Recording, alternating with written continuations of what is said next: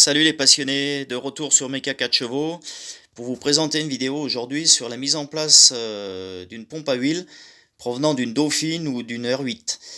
Donc là, le modèle qu'on a sous les yeux, là c'est un modèle neuf que j'ai acheté chez AVP, donc Arnaud Vend Tout Pièce, qui à l'époque n'avait plus de pompe à huile de 4 chevaux en stock. Donc il m'a proposé celle-là, qui est une pompe à huile qu'on va trouver sur la Dauphine ou l'R8. Et avec quelques petites modifications, on peut tout à fait la mettre en lieu et place de l'origine 4 chevaux qu'elle a derrière. On voit qu'il y a deux variantes. Donc au niveau de l'axe, l'arbre de commande, donc depuis le plan de joint, c'est-à-dire la partie qui va se fixer sur le bloc moteur jusqu'au bout de l'empreinte tournevis pour entraîner l'allumeur, on a 160 mm. Ça c'est sur l'origine. Et sur la nouvelle pompe, on n'a plus que 132 mm depuis les mêmes emplacements et on n'a plus l'empreinte tournevis. Donc ce qu'il faut, c'est récupérer un vieil axe de pompe à huile d'origine et on coupe à 28 mm. Alors là, 28 mm, il y a une petite précaution à prendre. Là, c'est la cote mesurée telle quelle. Là, mon morceau, il est un petit peu plus long, tout simplement, parce que il faut quand même, on va regarder sur le bloc, il faut quand même prendre les hauteurs avec une jauge de profondeur au niveau de l'appui. Donc là, on a l'appui de l'allumeur qui vient là, et à l'intérieur, donc va pénétrer le doigt d'entraînement de l'allumeur qui va récupérer la partie cannelée dans les cannelures à l'intérieur où on va récupérer l'empreinte tournevis. Donc moi, j'ai une petite variante, je suis pas tout à fait à 28, hein, faut quand même prendre les codes d'origine du moteur, parce qu'on sait que toute pièce mécanique a des tolérances, donc on prend quand même on s'assure quand même des cotes et de façon à pas faire de bêtises quoi. Et surtout pas trop venir contraindre l'allumeur en appui. Il faut pas que le tenon vienne à fond de l'empreinte tournevis dans la mortaise. Et puis c'est aussi qu'on soit pas trop limite. Il faut quand même qu'on ait un bon entraînement au niveau de la mortaise ici. Donc cette longueur là, j'ai marqué 28 parce que là dans le cas présent, on va dire 160 moins 132, on arrive à 28. Mais voilà, après faut quand même être prudent et puis toujours bien vérifier nos cotes. Donc la modif, moi je l'ai fait, ça va super bien.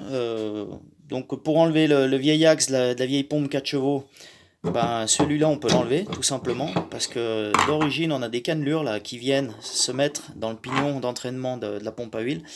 Contrairement à celui-là il est fixe, on est serti, on va dire, l'axe est monté dur dans le premier pignon, et là, si je veux essayer de l'enlever, j'y arrive pas, quoi. Donc c'était une évolution chez Renault à l'époque, quand ils avaient fait ça, mais avec une petite modification, comme je viens de vous expliquer, là, ça va super bien faire. Donc là, moi, ça, c'est une deuxième pompe d'occasion que j'avais achetée, bon, a l'air pas vilaine au niveau état. Après, il faut quand même la tester. Donc, je me suis fait une petite plaque bouchon que je viens mettre en lieu et place ici. Et je fais un entraînement avec une visseuse pour regarder la pression. Donc, sur cette plaque bouchon, j'ai mis un manomètre. Je peux vous faire voir ça. Donc, je vais aller la chercher. Là, voilà. Donc cette plaque bouchon, je la mets en lieu et place, c'est-à-dire que je vais venir la fixer sur la pompe ici avec trois vis et je vais pouvoir lire la pression. Donc si on reprend le manuel de réparation à 5000 tours minute, on doit avoir 3,5 bars de pression quoi. Donc je verrai si cette pompe, si elle débite correctement aux vitesses affichées, bah, je la garderai en secours. Là, comme je refais un moteur neuf, j'ai préféré tout de suite remettre une pompe neuve et puis pas avoir de soucis.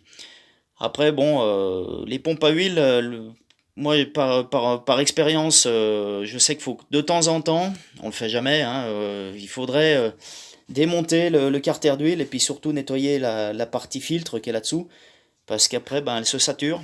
L'huile vient, malgré tout, arrive à faire du dépôt et puis on arrive à venir colmater la partie filtration, là, enfin la petite grille, c'est pas un filtre, mais on va dire c'est une crépine.